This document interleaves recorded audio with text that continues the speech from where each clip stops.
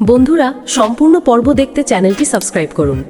মেঘার মুখে কুসুমের প্রেগন্যান্সির অভিযোগ শোনার পর কয়েক সেকেন্ড কারো মুখ থেকে কোনো শব্দ বেরোয়নি। কুসুম নিজেই বিশ্বাস করতে পারছিল না এমন ভয়ঙ্কর মিথ্যে অপবাদ কেউ এত সহজে বলতে পারে। তার হাত পা কাঁপছিল, চোখ দিয়ে জল পড়ছিল, কিন্তু সে চিৎকার করে কিছু বলতেও পারছিল না। শুধু অসহায় চোখে ইন্দ্রাণী দেবীর দিকে তাকিয়েছিল, যেন সেই চোখ বলছে, দেবীমা, আপনি তো আমাকে চেনেন। ইন্দ্রাণী গাঙ্গুলি ধীরে ধীরে মেঘার দিকে এগিয়ে এলেন। তার চোখে আজ কোনো রাগ নেই, বরং ছিল এক ভয়ঙ্কর শীতলতা। তিনি শান্ত গলায় বললেন, মেঘা, তুমি কি বুঝতে পারছো তুমি কি বললে? একটা মেয়ের চরিত্র নিয়ে এমন কথা বলার আগে তুমি একবারও ভাবলে না? মেঘা কিন্তু একটুও বিচলিত নয়। সে উল্টো আত্মবিশ্বাসের সঙ্গে বলে, আমি আধুনিক মেয়ে, সত্য বলতে ভয় পাই না। কুসুম নির্দোষ হলে পরীক্ষা হোক। এই কথা শুনেই আয়ুষ হঠাৎ বলে ওঠে, মা, তুমি কেন মেঘার উপর এত চাপ দিচ্ছ? আজকের দিনে এসব নর্মাল। এই একটা বাক্যেই ইন্দ্রাণীর বুকের ভেতরটা ভেঙে চুরমার হয়ে যায়। যে ছেলেকে মানুষ করতে গিয়ে নিজের স্বপ্ন বিসর্জন দিয়েছিলেন, আজ সেই ছেলেই মায়ের চোখে চোখ রেখে দাঁড়াতে পারছে না। তিনি কিছু বলেন না, শুধু চুপচাপ কুসুমের হাত ধরে তাকে নিজের পাশে দাঁড় করান। ঠিক তখনই গল্পে আসে এক নতুন মোড়। গাঙ্গুলি বাড়ির পুরনো কেয়ারটেকার শিবু কাকু এগিয়ে এসে বলে, বড়মা, একটা কথা বলবো? শিবু সম্মতি দিতেই শিবু কাকু জানায়, সে নাকি গত কয়েকদিন ধরে দেখেছে মেঘা ইচ্ছে করে কুসুমের ঘরে রাতের বেলা ঢুকছে, আলমারি ঘাঁটছে।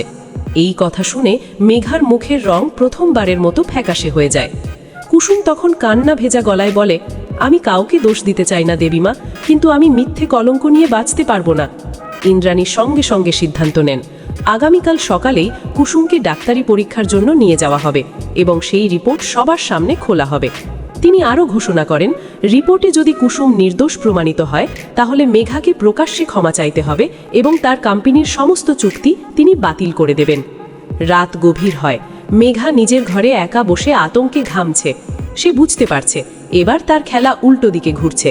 সে ফোন করে তার এক পুরনো বন্ধুকে, যে মেডিকেল রিপোর্ট জাল করতে পারে। কিন্তু ভাগ্যের নির্মম পরিহাস, সেই ফোন কল ইন্দ্রাণীর ব্যক্তিগত সিকিউরিটি টিম রেকর্ড করে ফেলে। পরদিন সকালে গাঙ্গুলি বাড়ির ড্রয়িং রুমে যেন আদালতের পরিবেশ। ডাক্তার রিপোর্ট হাতে নিয়ে ঢোকেন। কুসুম সম্পূর্ণ নির্দোষ, কোনো প্রেগন্যান্সি নেই। মুহূর্তের মধ্যে মেঘার মুখোশ খুলে যায়। আয়ুষ স্তব্ধ হয়ে দাঁড়িয়ে থাকে। সে বুঝতে পারে সে কত বড় ভুল করেছে। ইন্দ্রাণী গাঙ্গুলি সেদিন শুধু একজন শাশুড়ি বা ব্যবসায়ী নারী নন, তিনি হয়ে ওঠেন ন্যায়ের প্রতীক। তিনি বলেন, মেঘা, তুমি শুধু কুসুমকে নয়, এই বাড়ির বিশ্বাসকে কলঙ্কিত করেছ। এরপর তিনি তার কোম্পানির সঙ্গে সমস্ত সম্পর্ক ছিন্ন করার ঘোষণা দেন। শেষ দৃশ্যে দেখা যায় আয়ুষ ধীরে ধীরে এসে মায়ের পায়ে মাথা রাখে, চোখে অনুশোচনা। আর কুসুম, সে ইন্দ্রাণীর হাত ধরে দাঁড়িয়ে থাকে। আজ সে আর দুর্বল নয়, আজ সে সত্যের পাশে দাঁড়ানো এক সাহসী মেয়ে। এইভাবেই শেষ হয় আজকের পর্ব।